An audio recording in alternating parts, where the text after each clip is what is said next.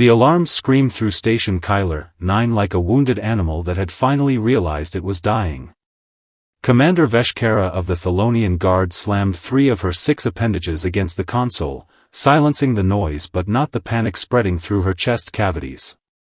The holographic display floating before her showed something impossible. Something that made her question whether the recycled air on this station had finally gone bad. A human ship. Right there. In the dead sector.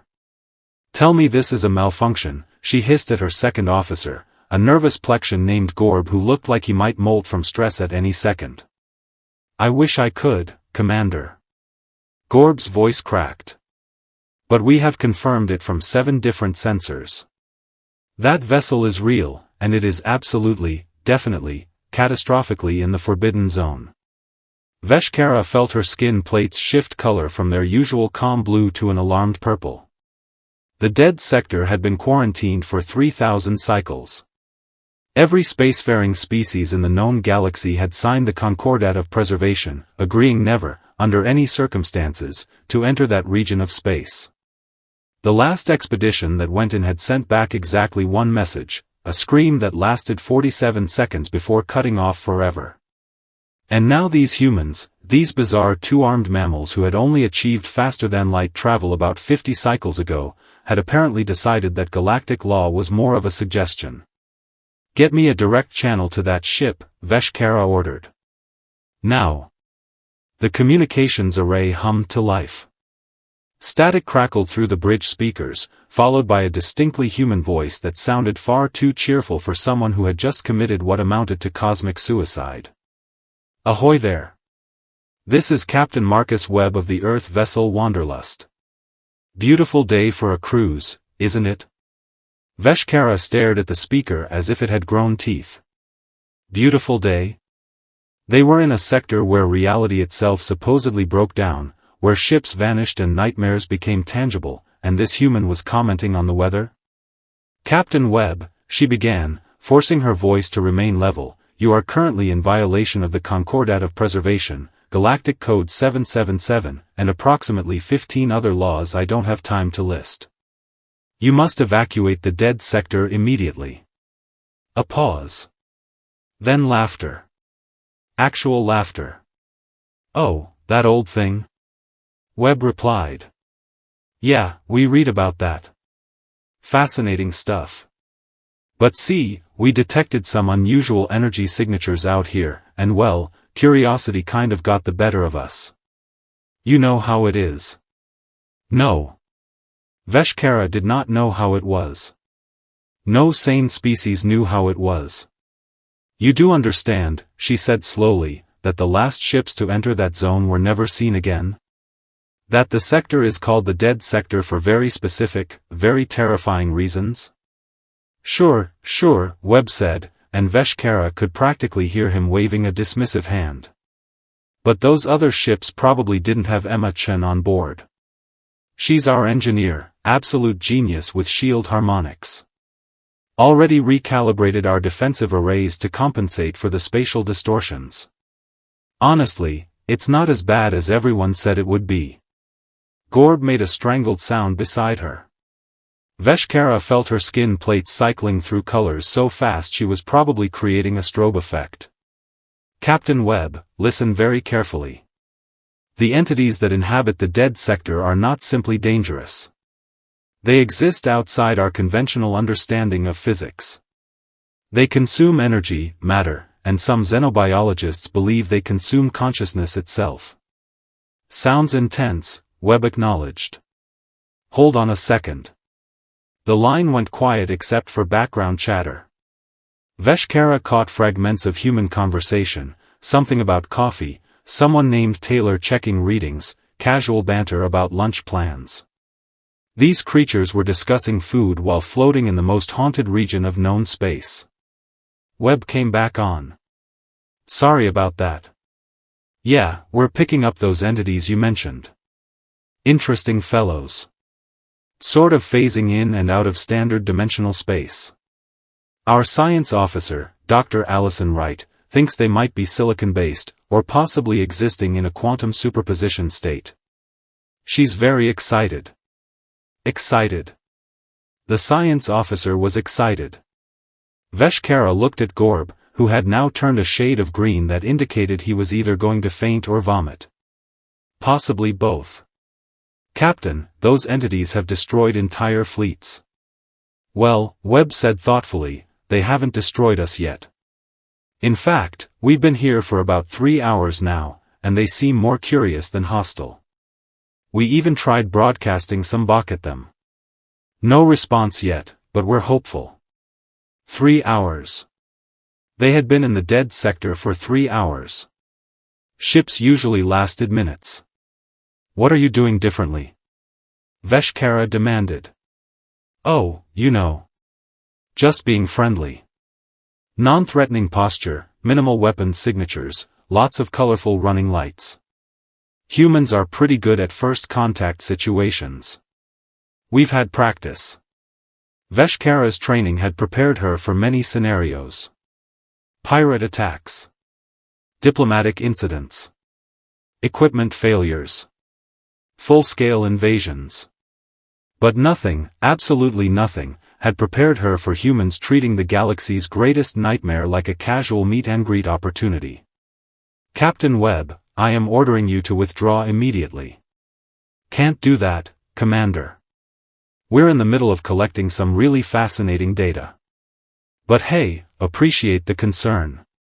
Really. It's sweet. Sweet. She was trying to save their lives, and he called it sweet.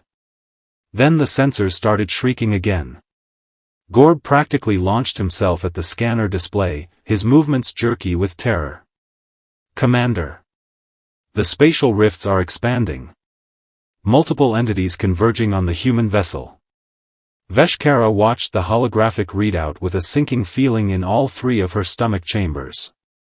17 distinct energy signatures, each one powerful enough to tear apart a battlecruiser, were moving directly toward the Wanderlust. This was it.